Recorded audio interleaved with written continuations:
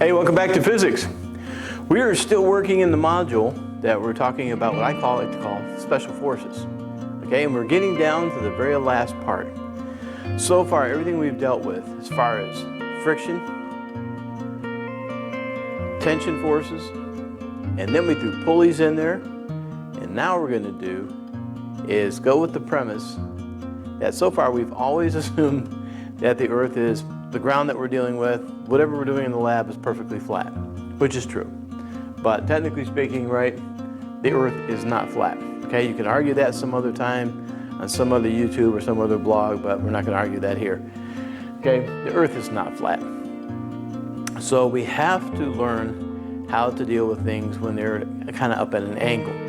If you've ever driven off, getting off of the highway or going on a turn, on a two-way road, you'll notice that as you go around the turn, the road usually doesn't stay flat. They kind of tilt it just a little bit. And there's a reason behind all that, okay? So there's advantages to tilting it. If you've ever enjoyed watching a NASCAR race, when they go around the curves on the ends, depending on the radius of the curve and everything, some of those tracks get pretty well slanted, pretty strong. So we want to see why, okay? So this is a part of our special forces topic, and one of the last ones we're going to do. And just keep one thing in mind the whole time. Now, we learned that a normal force, and we learned about in friction, it was always equal and opposite to the gravity, the weight of the object, right? We would say that if an object was sitting on the ground, of course the weight would always pull straight down, weight always pulls straight down, and then the normal force, which was the force of the ground pushing straight up, they were always equal and opposite. Well, that's going to change a little bit, okay? As soon as we start to tilt our ground a little bit, things are going to change a little bit, all right? So, but keep one thing in mind, and that is the normal force is still going to follow the rule. It's still going to stay 90 degrees to the surface. Even if the surface is tilted, it's still going to be 90 degrees to that surface, okay? Let me give you an example. I'll start you off with a little demonstration here. We got a plank of wood, and this is going to be our ground level. And here we have a block. Now, when we're down here relatively flat, see if I can do this without dropping it on the ground. We're down here relatively flat. What's the only force acting on that block right now? All right, it's gravity. The weight of the block is pulling straight down. And of course, we got the board here, the plank, is pushing straight up against the block. But what happens, now I'm not going to change any other forces on this thing other than change the angle of our ground, our plank. And I'm sure you all have enough experience with this to know that if you get that angle up high enough, whatever's on the plank or on that ground is going to slide off. Okay, which brings us back into friction here, but we'll deal with that a little bit later. Now, I didn't push that block. Still, the only block pulling on that, the only force pulling on that block was what? Gravity, right? But when I tilt this plank up, then the force of gravity still is the only thing pulling on it, but something changes. Something changes. In fact, gravity's still pulling straight down on it, but now there must be another force. Remember Newton's second law. If there's a net force left over, then that object is going to begin to accelerate. And our little block right here, if we increase this up to a high enough angle, there must be a net force acting on that block to make it accelerate down the incline. So, and remember, the net acceleration, in other words, the direction that the acceleration goes, that's the direction of the net force. So that means that there must be, when I tilt this up, there must be another new force that is parallel to this ground right here, okay? Or we're going to call this our inclined plane, okay? So this board represents what we call the inclined plane down there, okay? So when we tilt this thing up, there must be some new force causing that block to accelerate down that incline, and that's what we want to get into today. I want to show you how to diagram this. Now, this is extremely important. I've been emphasizing a lot about making sure that your diagrams and that your notes are really complete. And this is extremely important on this one. We go over inclined planes. Make sure your drawings are right on the money, okay? It's very important right now that you stop the video, go get you a straight edge, a ruler, or something that's got some sort of straight edge on it, and a good pen or a pencil, okay? All right, so here we go. We're gonna draw our inclined plane, or our angled surface here.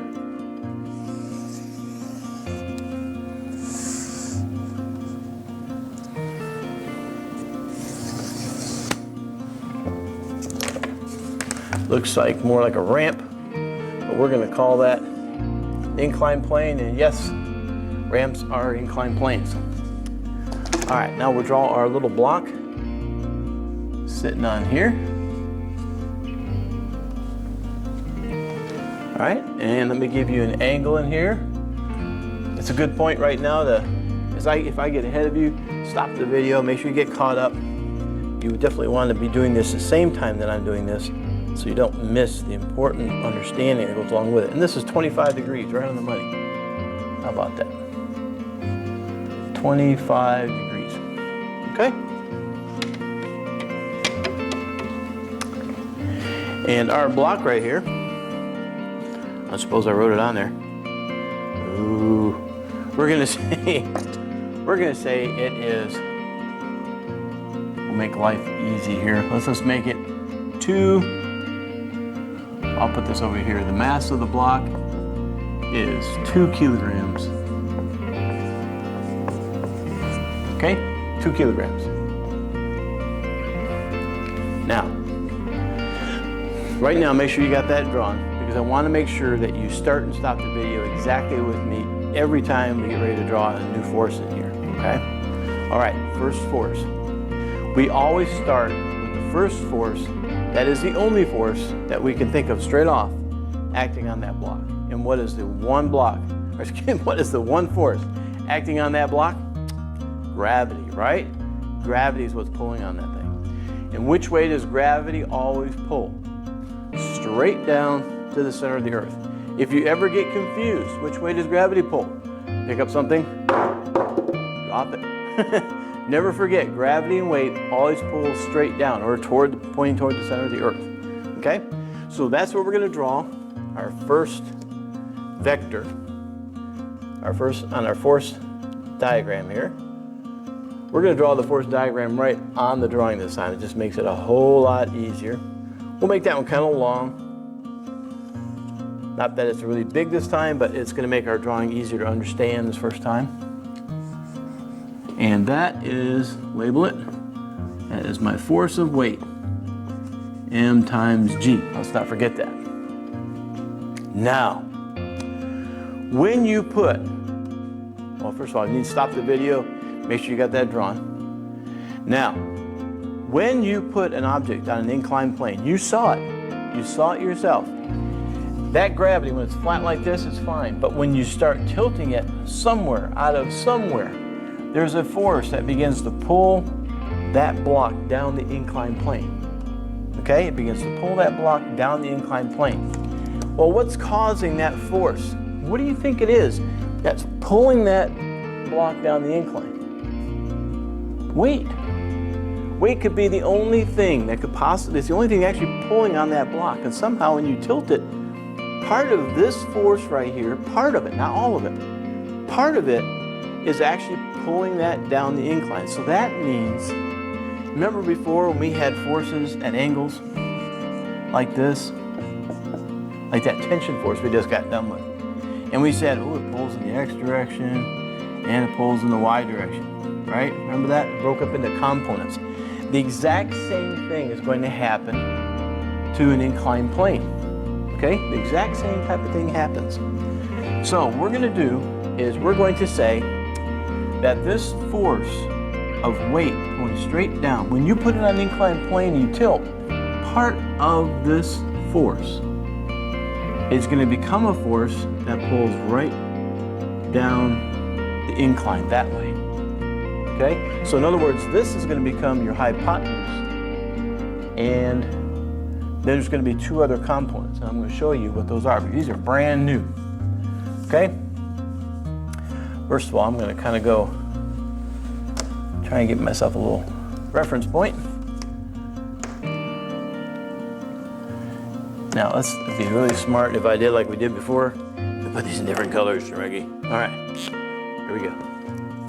So this force right here goes from here, and this is the one that pulled it down the incline. Okay? That's the one that pulled it down the incline. Now, how did I know how far to draw that? I want to show you. Because this force is actually going to break into two components. Two. One is going to pull it down the incline. The other part of this weight actually keeps that block right on the incline, just like the old gravity used to. But now it's angled kind of off this direction. So part of the force pulls it into the incline, part of the force pulls it down the incline. But we want this like tail head, so that we can really follow it in a triangle so we can use our trigonometry. Okay, so what I'm doing is putting this right here so it's perfectly 90 degrees to that incline right there. I want it 90 degrees to that incline. But I want it right at the end of this arrow up here.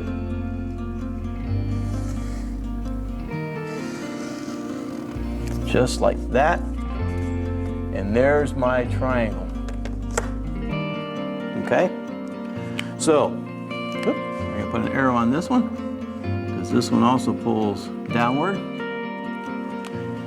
Now, this one right here, since it's pulling in the same direction as the incline, it's parallel to the incline. That's what they call this. This is going to be called your force parallel. Now, we've used P a lot. Pipe, pull, push. Okay, so what we're going to use is the mathematical symbol for parallel. In your math class, when you want to talk about something that is parallel, like A is parallel to B. Okay, in other words, use two straight lines. So we're going to use the same thing, but we're going to use it on a subscript. So we're going to say parallel, like that. It looks like an 11, but actually it's two vertical lines, which is the mathematical symbol for parallel. Okay? Okay, that's what that means. And do you remember what the sign is for perpendicular? Because this green vector right here, that is exactly at a 90 degrees to that surface. So it's perpendicular. And the symbol for perpendicular was, it looks like a T, but it's upside down. That's the symbol for perpendicular.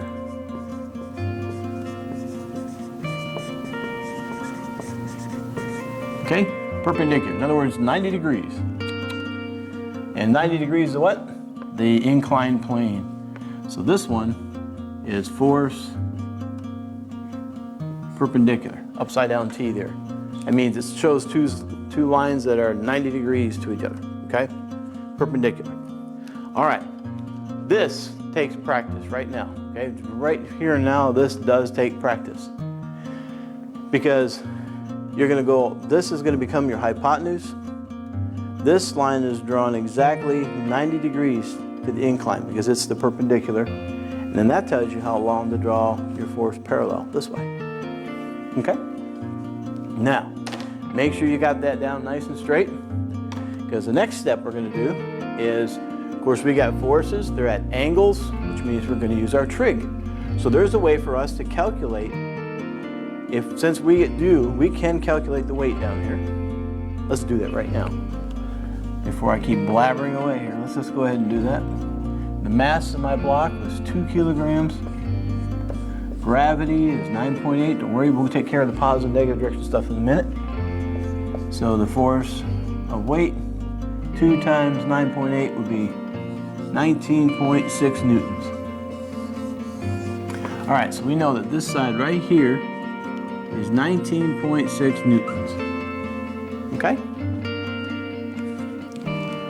So now we know the hypotenuse of this triangle right here is 19.6. And this triangle right here is the exact similar triangle to this one, to the great big inclined plane one. If you make this inclined plane steeper, this one's going to get steeper. Okay, so they're exact same triangles, or I should say similar triangles. They're not the same size, but they do have all the same interior angles. Okay, which means they're similar triangles. Okay, and it means this little piece right down here in the bottom, that's going to be my 25 degrees right there. Okay, so now I can calculate my force parallel and my force perpendicular by using my trigonometry. So let's go and do that next. First, we'll do our force parallel. Okay? Now, take a good look at this triangle right here, because some people have a hard time figuring out when do I use sine, cosine, how do I do the setup? What I like to look at is what angle do I know? That's where I start. So here's my triangle right here. That's the angle I'm going to start with because that's the one I know. And what am I looking for? I'm going to look for the force parallel. All right, so here's my angle straight across from it.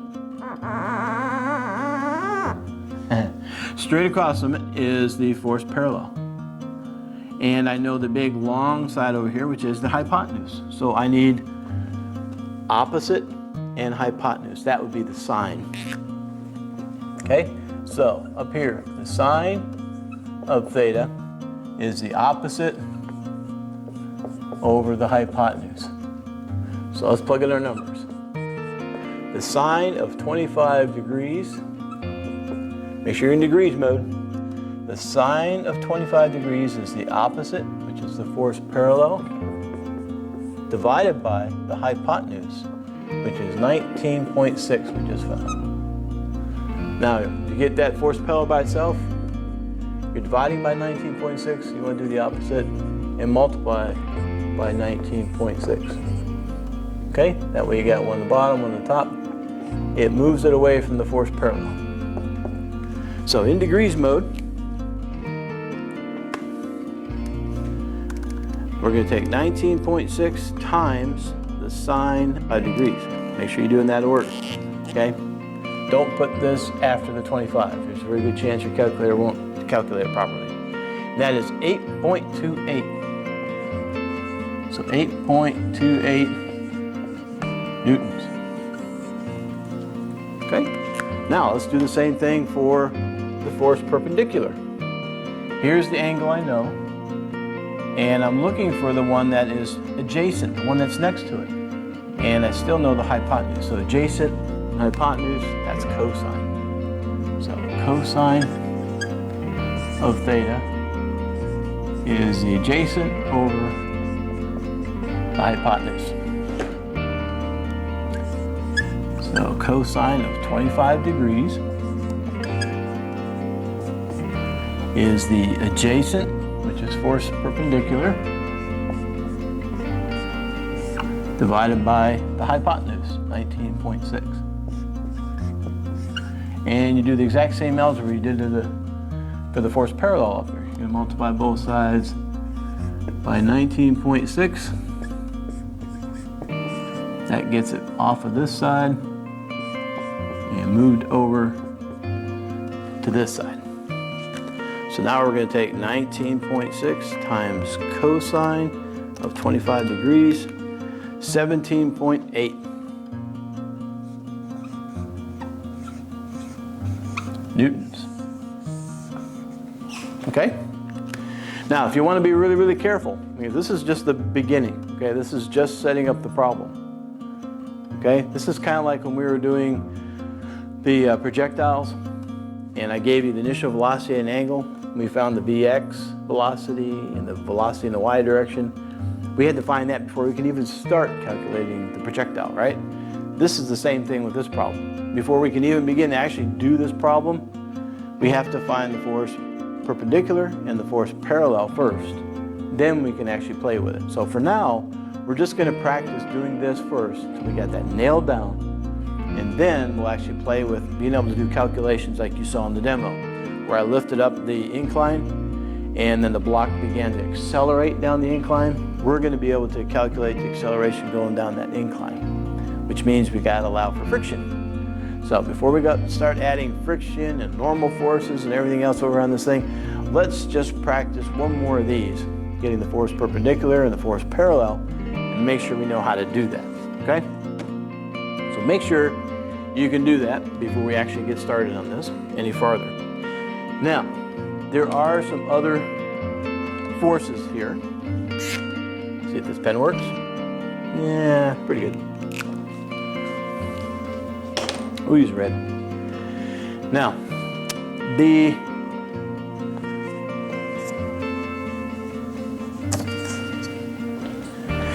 what I want you to do, we have to think about positive and negative direction now, okay? And our positive and negative direction so far has been just like this. To the right, positive. To the left, negative. Up, positive. Down, negative. Now, the easiest way to do this, and to keep the sign convention oriented so it makes this easy, is when you tilt the ground and make it an inclined plane, I want you to do the exact same thing to your orientation here, your sign convention. Okay? So in other words, we're going to move this so that we're going to tilt this thing so it matches our inclined plane. So up to the right will be positive. Straight up will be positive. This way, in this case, down to the left will be negative incline. And down into the surface of the incline will be negative. So in this case, force parallel will be negative. And force perpendicular, going down that way, would be negative. Now, next question. Is that block pushing down on that surface of that incline? The answer is yes, right? That is the force perpendicular, that block is pushing down into the surface or the ground of the incline. And remember, the normal force always stays 90 degrees to the surface or the ground, which means our force used to be, our normal force used to go straight up from the weight, but we tilted our incline. So when we tilted our incline, we have to tilt our normal force. So now our normal force is going to go off in this direction right here. Okay? Because it's got to stay 90 degrees to the surface. And we just tilted the surface. So we have to tilt the normal force. Okay? So that means my normal force was like this, and I got to keep it 90 degrees to that surface. So here we go. There's 90 degrees to that surface, right? Nope, not quite. There we go. Gotta get my face in the way there, kind of orient things. And the cool part is that notice our block here is not accelerating up away from the incline, and it's not accelerating down into the surface of the incline. It's accelerating down the surface, parallel to the incline. So that means, remember these forces, in order for no acceleration, they have to be balanced. So something must be balancing in the opposite direction of that force parallel. And you're right, it's the force normal. So that's why we're going to draw that thing exactly parallel to this one right here along the same line. It's going to be in the opposite direction, but we want that same length right there. So that's right about there. So that's right on the money there. So that is going to be my force normal, because it is 90 degrees to that surface. Okay? Now, can you see why this is going to get a little bit kind of crazy looking? Yeah. Okay? So, just so we remember, if we were to, I'll do this off to the side one time and then we'll probably not do it again. But off to the side here, if we were to sum up all the motion perpendicular to that surface, kind of like our summing up the forces in the y direction.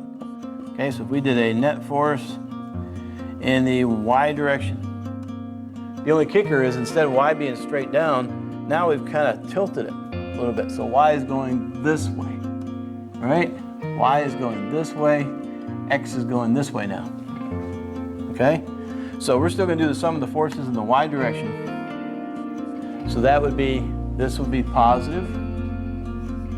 That means force perpendicular is going down this way. That one's negative. Force parallel is going down this way, so that'd be negative. And when we get a chance, we're going to talk about force of friction. It's going to be going up that way, and that's going to be positive. Okay? We'll just go ahead and add that in there.